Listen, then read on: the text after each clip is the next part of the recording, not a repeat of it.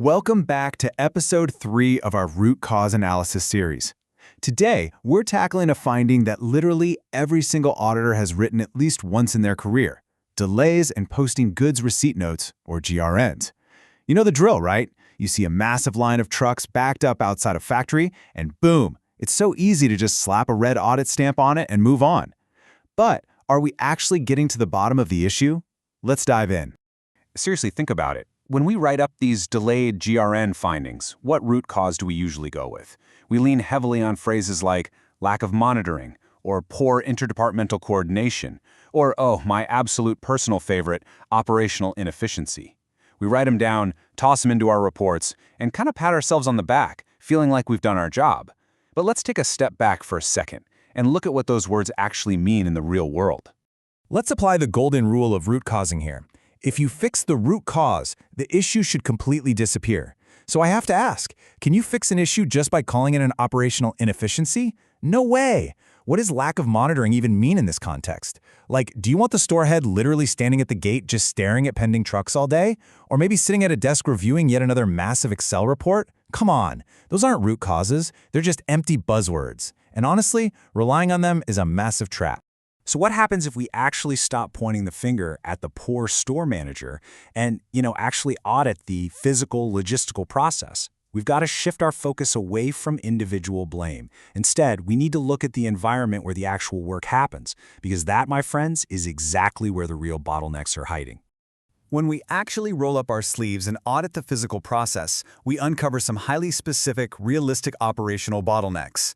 First off, what if the real root cause is just a massive lack of quality assurance engineers? The store team literally cannot post a GRN until QA clears the goods. But what if there's only one engineer for 50 trucks? Second, what if there's absolutely no inbound logistics planning? Like, have you ever thought that inward goods should actually be scheduled? Large, mature companies actively control their inbound volume by coordinating dock appointment slots with their vendors.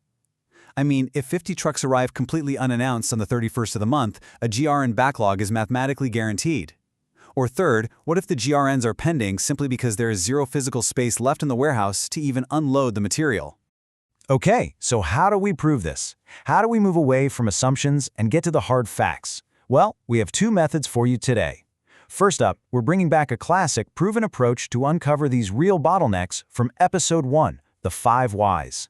By relentlessly asking why and applying it directly to that delayed GRN, we can completely strip away the surface-level symptoms and get straight to the disease.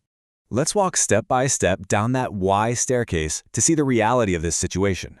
You ask, why is the GRN delayed? Well, because the goods are stuck in the quarantine zone. Okay, why are they in quarantine? Because they haven't been inspected.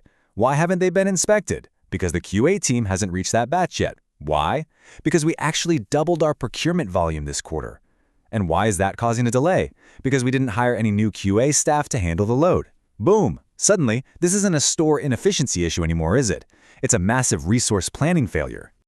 That brings us to our second method, Analytics-Driven Sampling. Now remember, data analytics doesn't just hand you the issue on a silver platter. Instead, it points you forensically in the direction where the real story is hiding.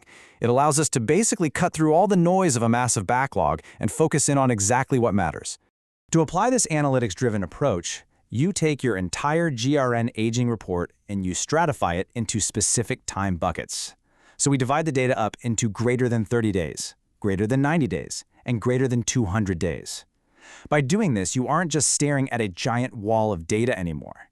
You're able to pull just one or two samples from each bucket and forensically trace those specific, highly targeted transactions.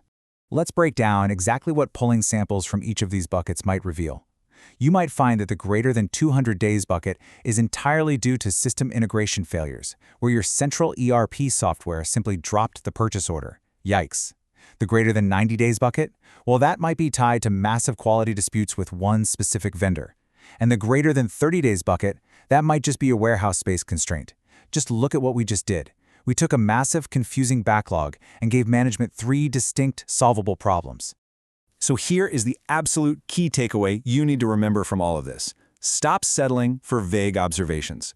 By using these two methods, the 5 Whys and analytics-driven sampling, you entirely destroy that useless lack of monitoring myth.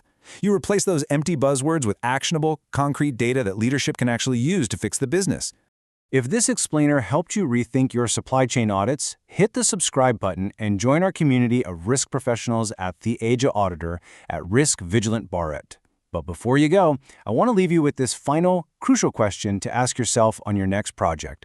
Are you actually auditing the process, or are you just auditing the backlog? Until next time, stay vigilant.